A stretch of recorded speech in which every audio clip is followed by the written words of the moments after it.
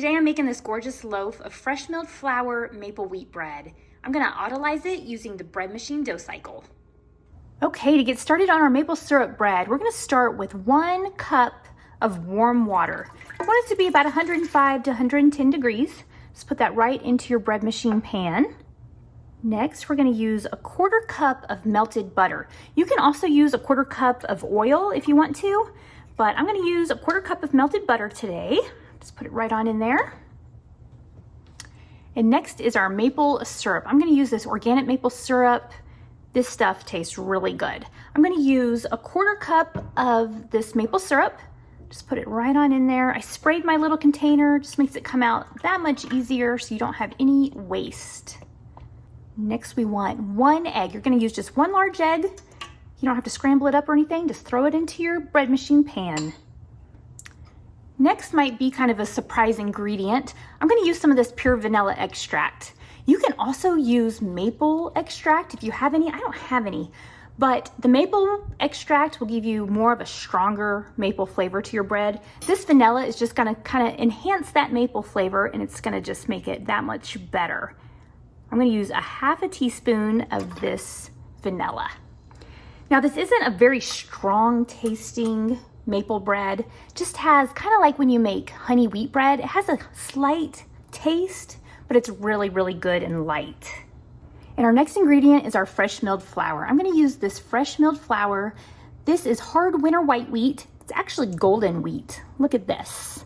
Look at this gorgeous golden wheat. This wheat looks good, doesn't it? It's been stored since 1995. Yep, golden wheat since 1995. Now, when I store my wheat, I put in oxygen absorbers and I use Mylar bags or store them in number 10 cans, but this is some stuff that my mother-in-law and father-in-law stored back in 95. They just put it in this Tupperware container.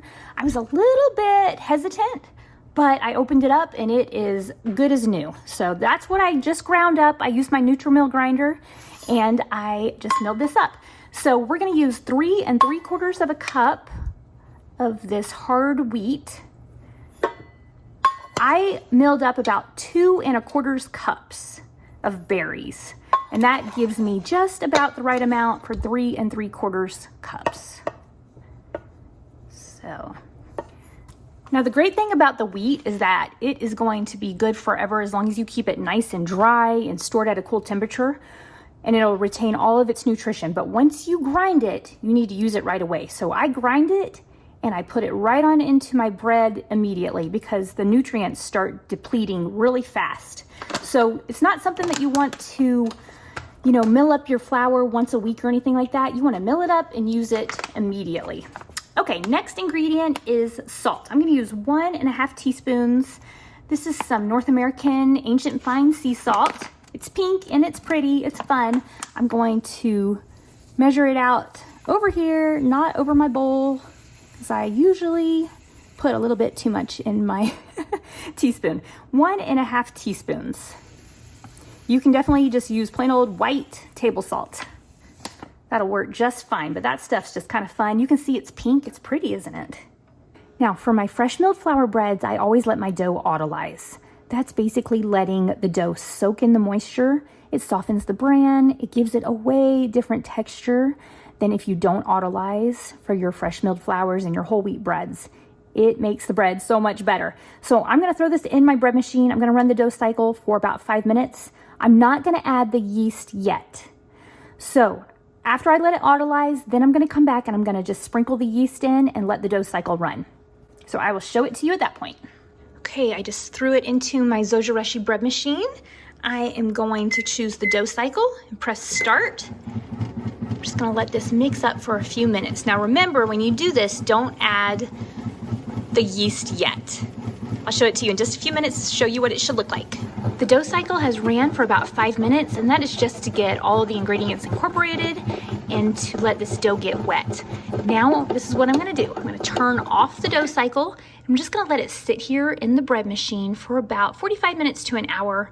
This is gonna soften up our bran and make this bread so much better than if we didn't autolyze. At the end of that time, I'm going to add the yeast, and then I'm gonna let the dough cycle run again. So I'll show it to you at that point. It's been about an hour, and so our dough is autolyzed. Now I'm just starting the dough cycle again. I'm starting a brand new dough cycle, and I'm adding 2 1/4 teaspoons of instant yeast. I always use instant yeast when I autolyze my dough. It just mixes in better than the active dry yeast. Now I've given the bread machine a few minutes to let all that yeast work in, and this is what it should look like just a few minutes later. Now this dough cycle will take about an hour and a half, and then it'll be time to punch down our dough and shape it. Here is our dough to our fresh milled flour maple bread at the end of the dough cycle. Now I'm just going to turn it out from the bread machine pan, and now it's time to press out our dough.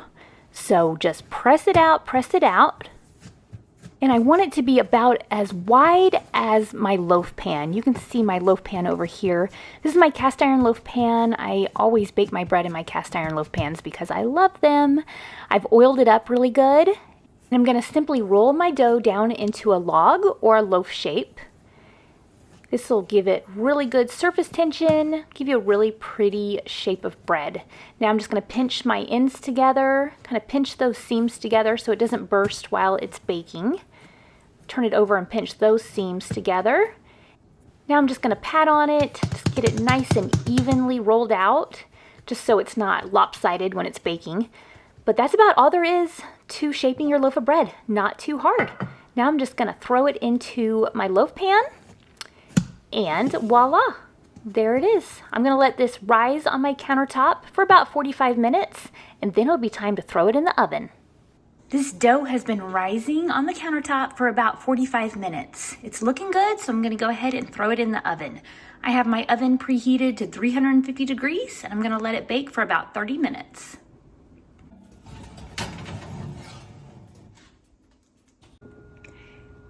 Here's our gorgeous loaf of fresh milled flour maple bread, fresh out of the oven. Time to turn it out of the loaf pan.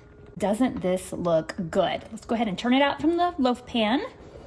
Oh, just slid right out. That's why I like to oil up my cast iron so well, or any loaf pan I'm using for that matter. Look at this gorgeous loaf of bread.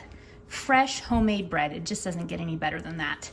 Okay, this is what I like to do after I turn it out from the loaf pan. I like to take a pat of butter, and I like to just rub it all over the loaf. This just gives you that really good buttery flavor, the nice shine, and gives you a nice soft crust, which I like. Then after I do this,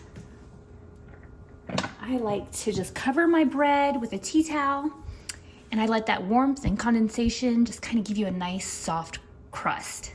That's what I like. You can use a cooling rack if you'd rather have kind of a crunchier crust, but I'm gonna let this sit here just for a little bit, and then I'm gonna go ahead and cut into it, and we will check out the inside. Okay, I've let the bread cool just a bit, but it is still warm. There is nothing better than fresh homemade bread, warm out of the oven. So I'm gonna go ahead and cut into this because I really want to take a little bite. Look at that. Now you should let your bread totally cool for the best crumb and texture, but who can resist? Oh, it slices really nicely too. Oh my goodness, look at this. This is what I love about fresh milled flour bread that I've autolyzed. It is just so much softer and squishier and more like white bread than any other whole wheat bread that I ever make. That maple flavoring, oh, it's so good. It's kind of like when you do honey whole wheat bread and you can just get a faint taste of the honey. That's what this maple is like. But I just think it is so good. It's such a nice change from just plain old honey whole wheat bread. This maple whole wheat bread is worth making. And when you autolyze it and it gets all nice and soft, oh, it is just such good bread. You cannot buy bread like this from the store. This homemade fresh milled flour, oh, it's so good for you, and it tastes so much better than anything you can ever buy. I will put the recipe for this bread down in the description. There'll be a link, you can click on it, you can print the recipe, share the recipe, and I would appreciate it if you would. Thanks so much for being here with me on Robin on the Farm. I will see you next time.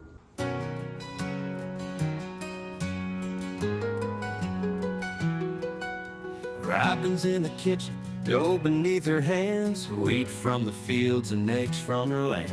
Sunlight through the window, a warm golden glow. She's working hard to make that dough. with flour on her apron, loving each need. Ground wheat fresh, sowing her seed. The smell of fresh bread rises in the air.